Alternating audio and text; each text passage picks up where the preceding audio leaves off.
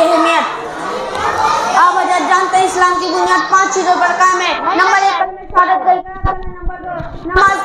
Number 2 نماز قائم کرنا, نمبر 3 زکوٰۃ دینا, نمبر 4 رمضان کے روزے رکھنا, نمبر 5 اگر شہادت و عہد کرنا.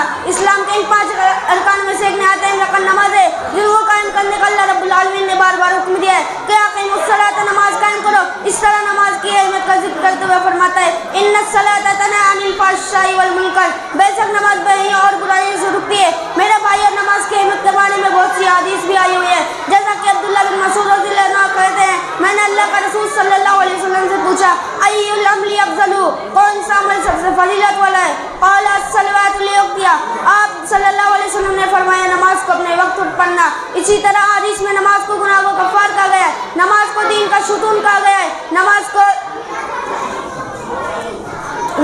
دین کا ستون کہا گیا ہے جس کے بغیر دین کا قائم رہنا مشکل ہے. 10 سال کی عمر میں نماز چھوڑنے والے کو مارنے کا حکم دیا گیا اور بتایا گیا ہے مومن اور کافر کے درمیان فرق کرنے والی چیز نماز ہے. آئے نماز کی اہمیت کے بارے میں واقعہ سنیں. حضرت ابو ہریرہ رضی اللہ عنہ بیان کرتے ہیں کہ ایک قبیلے کے 2 شخص ایک ساتھ مسلمان ہوئے.